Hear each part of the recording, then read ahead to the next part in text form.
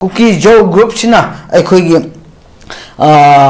crisis asi Loishinba in Topna Lane Bagdamakta, Akui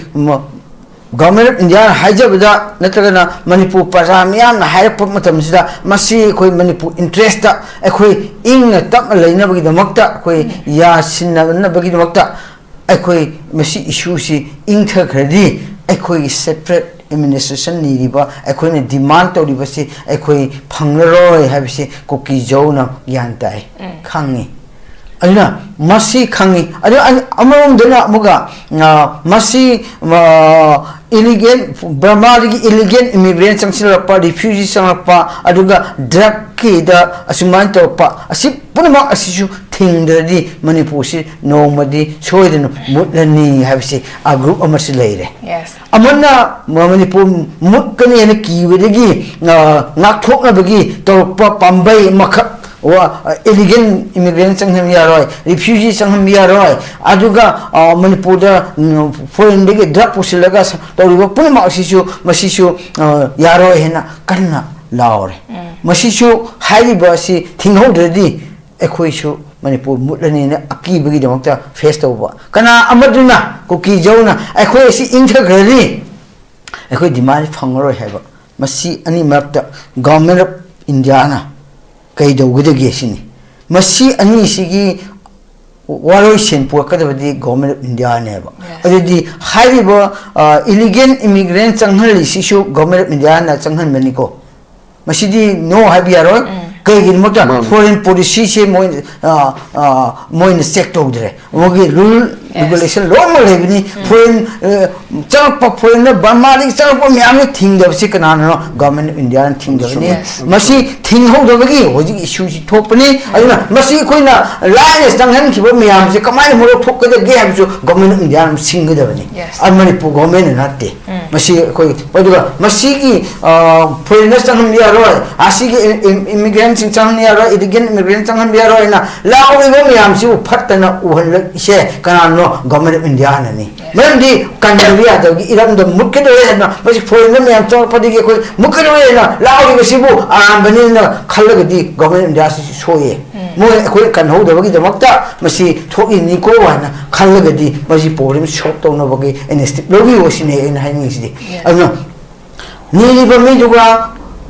phangna ni butuba mutlani haina kanna buki ngali basi ani makta government India kai policy puthokadra ge abdudi moi puthok ngami kai no bo masi punma asi government makhara lebini foreigner thimusu ngami separate pi haisu ngami pi di haikre adu pi ga som problem di sok to nge hotna dabudo adu ni aduga masi gumba lapo matamsita ka masi kan ngam di Manipur se set oigini aduga masi ngamna bagi namakta hotna ge ne government ja thamoi sengba taragadi free movement hojik maming khat go free movement ya na logi bising che masi thamoi do phawi bo miyam se free movement ya dri hena phawi bo mi miyam gi wakhanda thamoi do phawi miyam se lehenda la bagi shu free movement ya ya da thamoi do phawi do su government ja singga bani aduga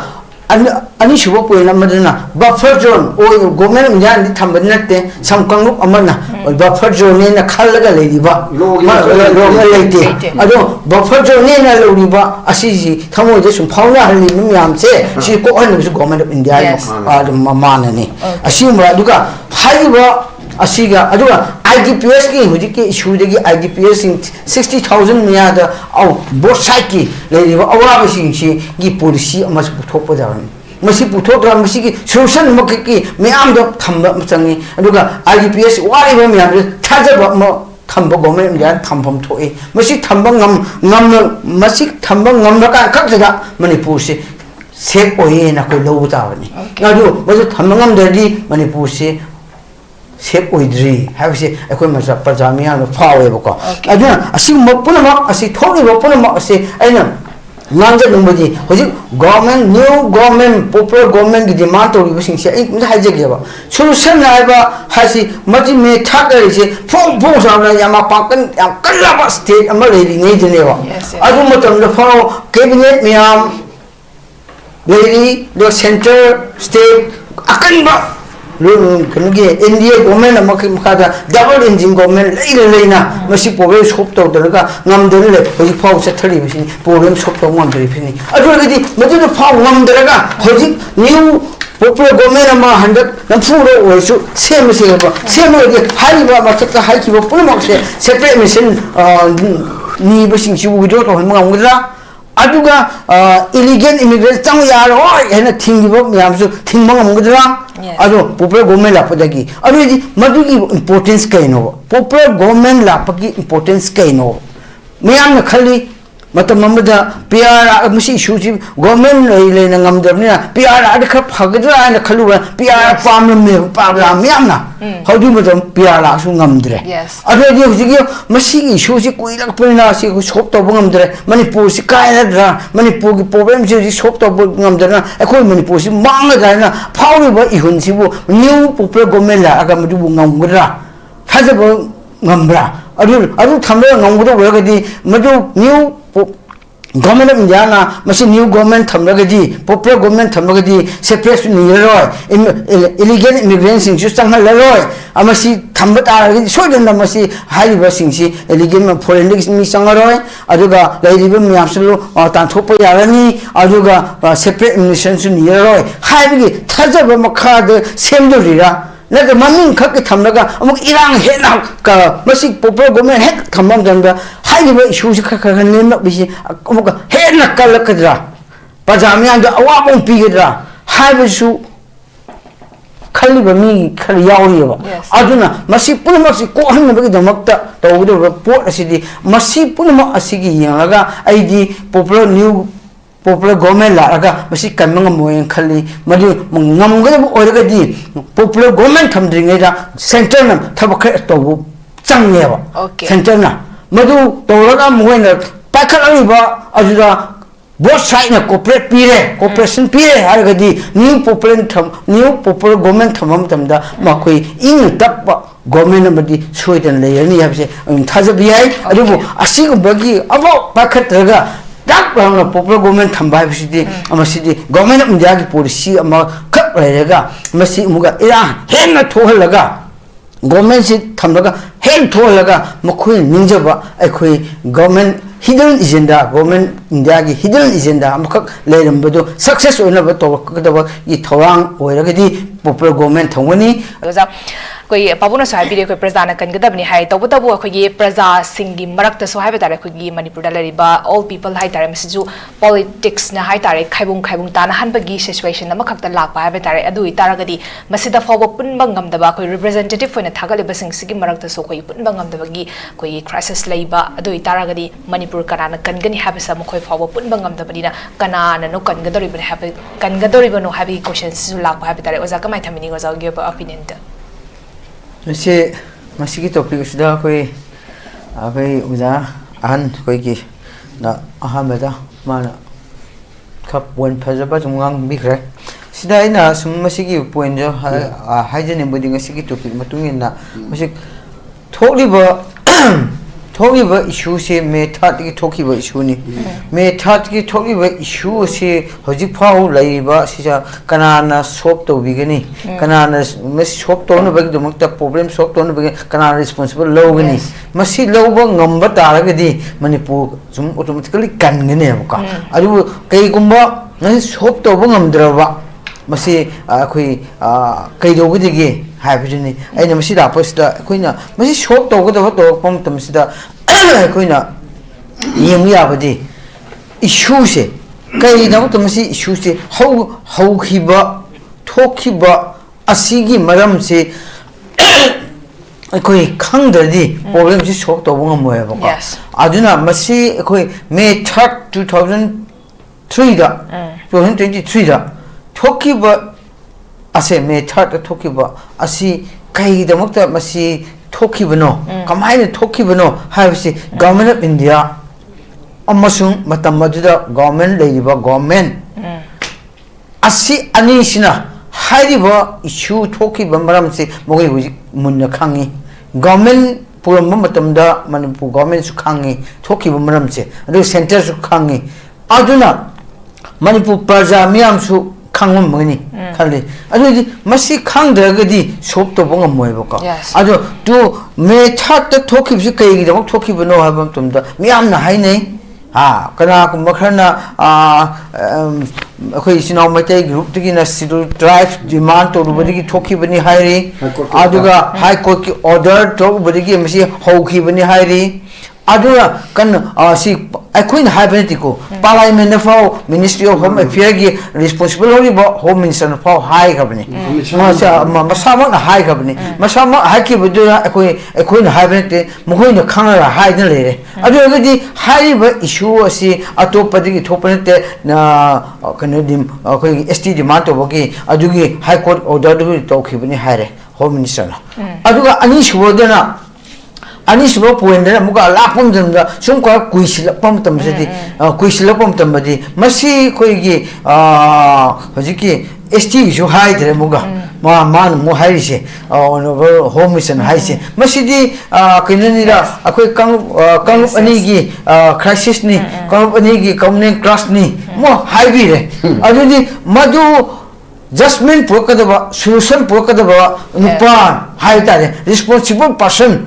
India oina yamna kinu to ba jiki India government di machine chatpa haiba no pa mana parliament da adudi man ngangi ba ma confusion chatlaga di kamani shop to guni sini aina haije adudi Manipur kangeraba natagana thodiba issue si solution pokaba mi sina confusion chatla laga di shop to roi habene ina haiju se adudi confusion chapi gano masimam je phadana khangbani Home Minister Fazana Kangi, Government of India Kangi, Intelligence in Punamak Kangi. Already problem to solution problem become machine problems Kangi, Kanga, already Smina to show it and machine problems shocked over when you have the government put up the I am lying to it. I don't put talk about me, you know, confusion, already, but you put up more. I don't know, solution should lie away. Ahamba, Ashiki, to turn to talk about issue. Ajuda swaya lapam tumda masi kai kamai thokim no matam ajuda tribal singi demand to bokhopa ha to basi opposed to high court order opposed to ha do amok leigre masi digi assembly madudigi akoi leli sapam tumda counter to bokhopa asisu amaleire ko aju gisu government jan khangi koin hydration aju manipur government matam di government pai mi sun khangi ajuda masi to thara ko matam da third May 3rd to form tamda adu matamda gi 4th ka 4-5 asida mishimina yaure madani ge sumani tension si wang khale adu May 3rd control to bi abadu to ho the center su to dress ten su to dre adu thadok bunina masigi mi myam gi tension ma la pam tamda mishimina yaure both side ta yaure Yaupam Masida Adoidi, but she put the tension one up on them. Asai schedule cast, schedule tribe, demand over Adugi do, both Tamdo Kraga. Tamdo Kraga, Madura Matadam into Kraga, some cookie civil on licensing, Doga Japoina, ITL Kumba, Kotu Kumba, Assistina Boga, separate administration, Haina declared authority. I could demand separate administration masigi separate administration koi demand to re government india da moina hire manipur government so hire masi to pa digi he na moga tension si moga sum le re masi su government of india na khangi kai da moga separate ni mo india government khangi adu state government so khangi adu le khang na masi issue si koi charaga di problem to ani have si una kai da moga to mogi gi matam da laksin na ba policy to do no state government plus central government. Kai government law and order di matam da state government nani. Ade madu matam da state government matam sana masi law and order si control to no kai da to paikhat ta bano. Paikhat ta ba ha bi si problem de solve to nge leite. Masi ani si problem masi go state government to kiba central government law do ba asimu law do ba solution poka do asini na confusion chat agadi kamai to ni. Madu matam da masi thok among tam da government of Manipur gi role si kamai lowki. Government of Manipur gi role si kamai lowki. Madu matam da community ni makta kan class thoe mishimina yaure already state government gi responsible kai no akhoi masi thok tana ba si matam madu gi government sina kamai lowki aduga mohoi na kai mo control to bangam da state government adu matam do center da moi na si control to na bagi report matam chan pi khibra Yes. asigumba miyam si aina sum hare si horen last the solution conclusion lakin to bani ko asigumba si sumana matang asko bi sun lai adu center government na state government na matam chan lo hodre adu uwe center na irang tho si uwe ba adu state government matam chan lo hodre solution por na bagi adu ni matam de center na kai state government ke instruction pi already state low su center na kamai na lowi center na kai instruction PBI hai do lo do yadra nokoi na control to bangam dra already nokoi state government amasung hoi hauri ba group ani da su government na masi action long na bagi preparation of to de Yes. masi ama azum thomjage aduga matuma mathang la param tumda masi da khoina madu main to kom tumda Manipur da riwa public leader representative or riwa MLA single role kino Yes. halibo kang Manipur state da limina riwa isin na marakta ha kang ani marakta crisis to pom tamda MLA na represent to riwa 60s MLA represent to roles kamai matam do rekhi tumne lekhi bra so to no chen khibra aduga problem to bisi solution por na bagi differences opinion le bisi da kamai to ga broken na moi matam da moi chen chu mo to khibra ei di to de lo re adu matam da moi su matam sana moi lo de na khoi lo wi ai kai da mo lo de no kai gi da lo de lo phom thok ba kai gi lo de MLA sing su kai gi mo lo do na matam da state government su kai gi lo do na central government kai lo do na Madugi hujiki matam ji pho sum chathali bani adu matungda muga masisida masikumba lakpo matam sida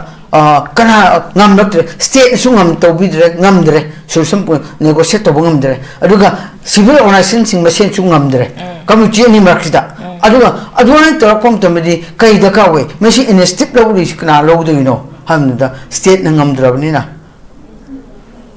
civil organization company gi mek su ngam da bani na odedi center gi mathong ne tawraba instip lo do base asi instip lo do ba usidi asai kana kan gi do no hai ban tang lak du ni ko asi instip lo bidre hojik fo lo de adua masi center no hojik fo lo bidre kan sida amuga MLA hojik le ba MLA sing su center da masi lo sin na ba gi no ta instip lo bi wa si pressure hojik taw de ka taw de na bu ta ni ko ayo asim le re aduga masi la po matam sida lo de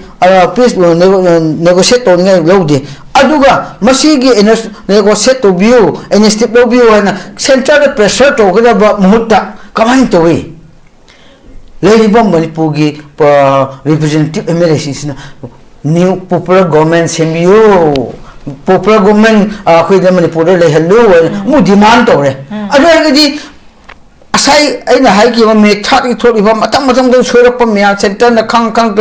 na ta saba duga state government na phadana lo do ba and step lo do punma ase hai bo popular government do la kan khat da hai bo issue si sop to bung ra ba namoy sungamoy kam na mamdi sungamoy popular government na hai bo issue si so le kan khat da problem noi thogi ba kang group ani ke thogi ba separate ni ba aduga illegal immigrants in changsil lapgi thingna bagi damakta aduga hojike narco terrorist ne na demand to riba group asing ba asi pulmak asigi hoi popular government na le di adu pulmak ko ani haraga di majudi araba oigani maduna hari Manipur se hojik leiba problem sop daw ma moi Manipur kan manga moi aduna smile lai asumai kha sanglo gi ko smile la pom tum sida amuga kai to we center na hojik ke to ri pulmak ase Manipur government na hojik to ri ba kuki singi hojik ki wakhalon ITLF na kutuna or civil organization kuki jo group sina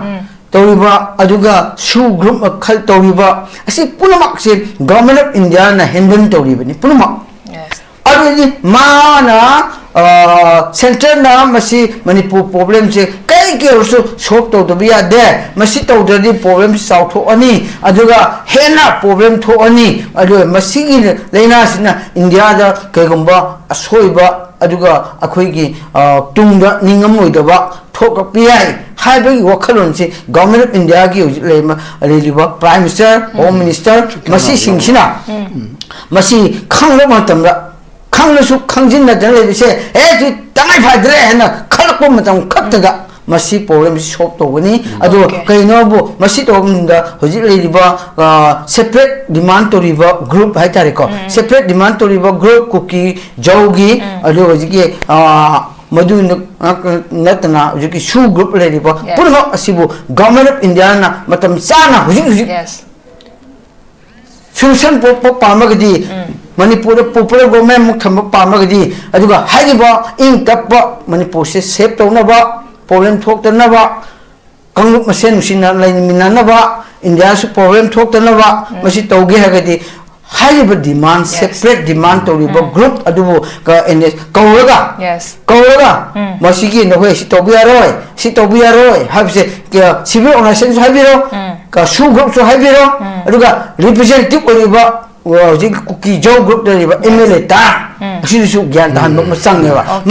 masi gi action je long report di haiba akoi problem si solve to banga moi masi kana da sinraga masi solve to ne government of india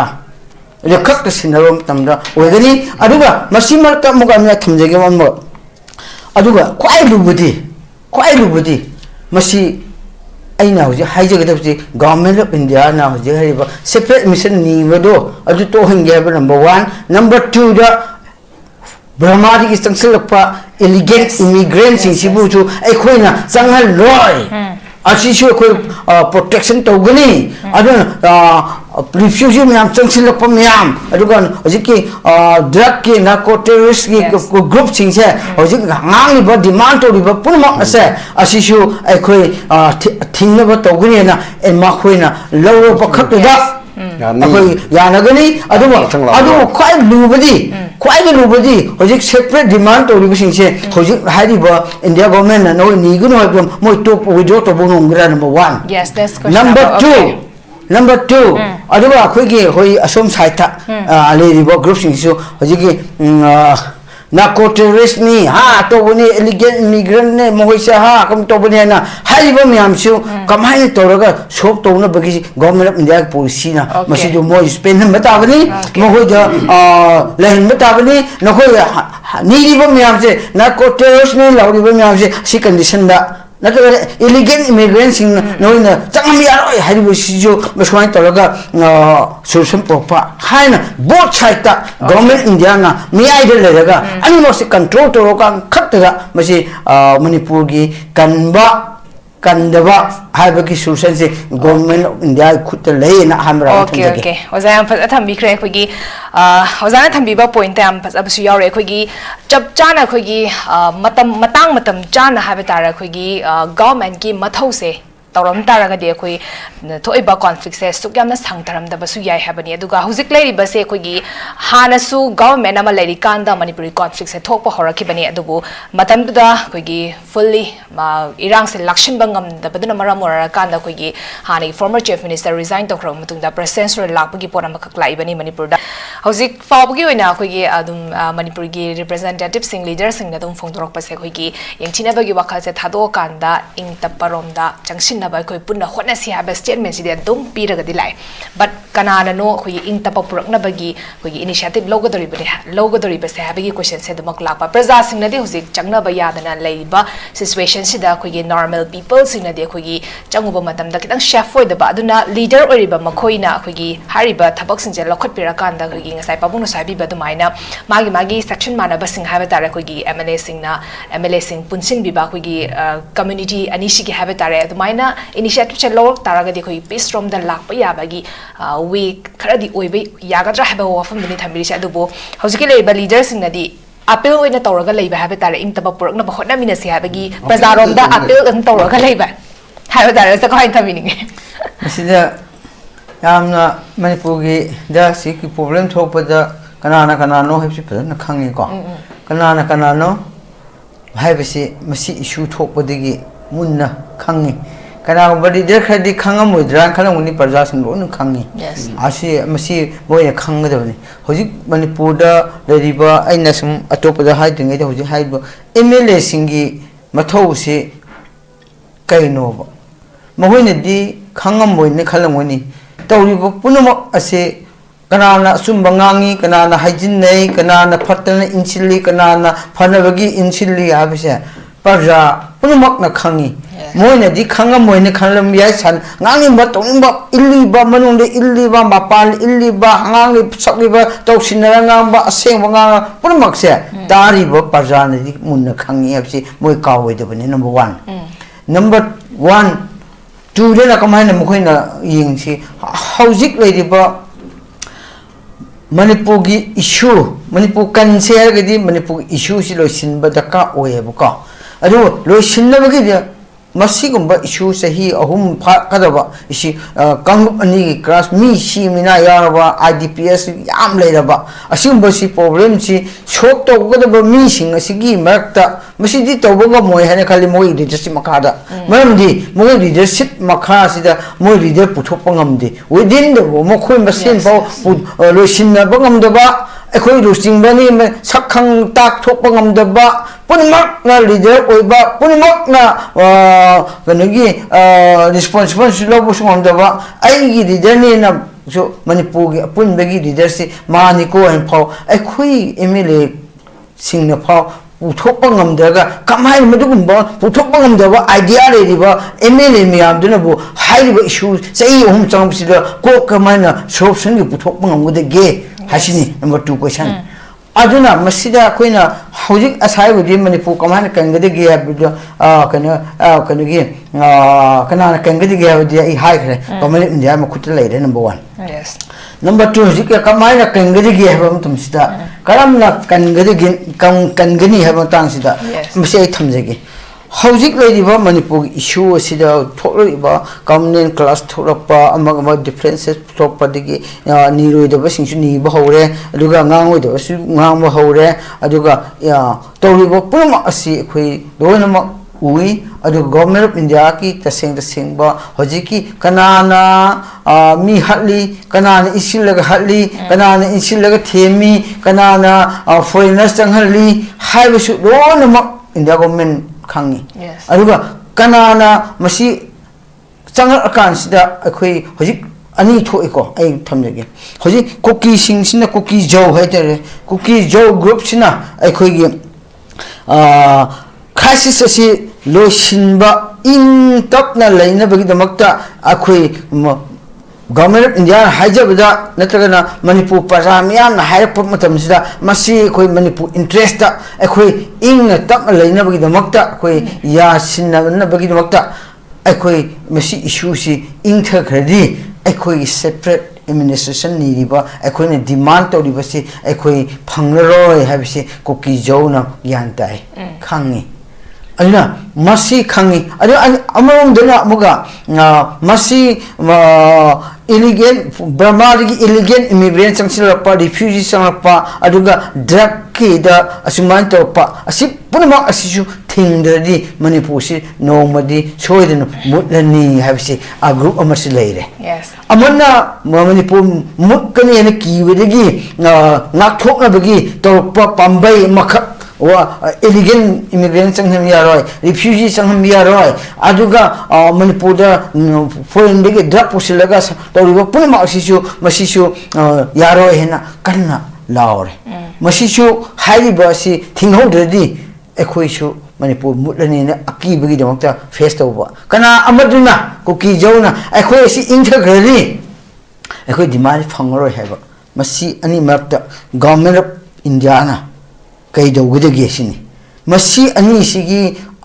waroi sen pokadabadi government of India ne ba adudi haiba illegal immigrant changhali sisu government of India na changhan mani ko masidi no habiaro kai gin mota foreign policy se moin sector dre mogi rule regulation lomal lebni foreign changpa foreign Burma ri changpa myam ni thingda si kana no government India thingda ni masi thing ho da gi hoji issue ji thopni aduna masi koina line stanghan khiba myam se kamai mo thok ka ge ha ju government India sing da ni amani pu government na te masi koi paduga masi gi foreigners changham ya ro asi gi immigrants changham ya ro illegal immigrants changham ya ro na lao ri myam si phattana uhal se kana no government India na ni merdi kandaria da gi iram da mukhe do na masi foreigner myam chor padi ge koi mukhe do na lao ri si bu bani na khallaga di government India si soye mo koi kan ho da gi da makta masi thoki ni ko wa na khallaga di masi problem shop to na bagi enestic logi osine en hai ni si aduna ni ba mi juga phangna bo ni bu ba mutani hai na kanna gi ngali ba si ani mak to government India na kai policy puthok ka gi ab di moi puthok ngami kai no bo masi punma asi government makhara lebini foreigner thimusu ngamme separate piro haisu ngamme piro di hai kre adu piro hai ga som the problem di sok to nge hotna dabudo adu ni aduga masi gumba la po matam sita ka masi kan ngam gi manipur se se ogini aduga masi ngamna gi makta hotna ge ne government ja thamoi se mata ga di free movement hojik mamin khat go free movement ya na logi bisin che masi thamoi de phawi bo miyam se free movement ya dri hena phawi bo mi miyam gi wakhanda thamoi de phawi miyam se mo lehenda la bogi su free movement ya ya da thamoi de phawi bo su government ja singga bani aduga ani shubo point amadana buffer zone o government ja ni thamba natte samkangrup amana buffer zone ne na khallaga leiba lo leite ado buffer zone ne na loriba asiji thamoi de sum phawna halli miyam se si ko han su government of India mana ni asima aduga haiba asiga aduga IDPS ki huji ki issue de ki IDPS 60,000 miya da au both side ki leiba awa sing si gi policy amas puthok da masi puthok ra masi ki solution mak ki miyam da thamba changi aduga IDPS wari ba miyam thaja ba mo thamba government ya thampham thoi masi thamba ngam na ka khak jaga manipur se sek oye na ko lo ta ni adu masi thamba ngam da di manipur se sek oidri have se ekoi masa pajamia no fawe bako aduna asi mapuna ma asi thogi mapuna ma asi aina nangja nungodi hoji government new government popular government gi demand to bi sing se ai mja haje ge ba solution na ba hasi mati me thakari se phong sa na yama pakan yang kala ba state ama le ni de ne ba adu matam da fa cabinet miam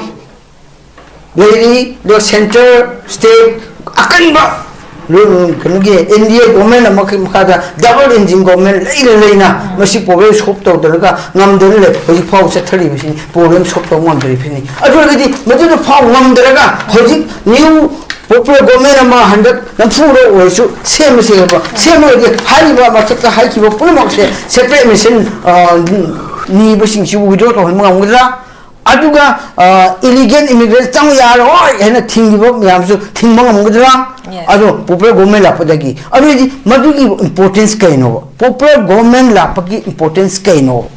myam na khali matam mamada PR musi issue ji government le na ngamdrna PR ad kha phagdra na khalu PR pam me pa myam na hodu matam PR la su ngamdre adu ji huji masi issue ji koilak pulna si shop to ngamdre manipur si kaina dra manipur gi problem ji shop to ngamdra akoi manipur si mangla dana phawi ba ihun si bu new popular government la aga madu ngamgra thaja ba ngambra adu thamra ngamgudo wagadi madu new government of India na masi new government thamragadi popular government thamragadi separate ni roi illegal immigrants sing ju changhal roi amasi thamba taragi soidan na masi haiba sing si illegal foreign mi changaroi aduga lairiba myapsulu tan thopa yarani aduga separate immigration su ni roi haibi thajaba makha de semdurira na the mamin khak thamraga amuk irang hena ka masi popular government hek thamam danda haiba issue si kha ne na bi amuk hena kalakadra pajamya da awabon pigedra haiba su khali खलीब मी खर यावरीबा अदुना मसी पुनमसी कोहनबगी दमकता तौगदब pot असिदि मसी Poonam असिगी Yanga आइदी popular government लागा मसी कमंग मोयन खली मदु ngamगदब ओरगदी popular government थमद्रिङैदा centre न थबख तौबु चंगेबा centre न मदु तौरगा मोयन पाखलरिबा अजुदा both side na cooperation pire haragadi new popular government thamam tamda makoi in tappa government amadi soidan layani habse thajabi ai adubu asigu bagi abo pakhatraga dak bangna popular government thamba habsidi amasidi government of india gi policy ama khak layraga masi muga ira henna thohalaga government si thamlaga hen thohalaga makoi ningjaba aikoi government hidden agenda government india gi hidden agenda amakak leirambado success oina ba to kadaba gi thorang oiragadi popular government thongani aduga popular government thamdingai da hariba myam shop to biragadi ba thamoi sengbagi new popular government ni adu abo shop to bingai da hana government popular thamragadi irang thogalaga hidden agenda do pakap yana ba tobuni habse ina maru berang ri thamjigi okay hozamai ba yam phazan thambikra khoi gi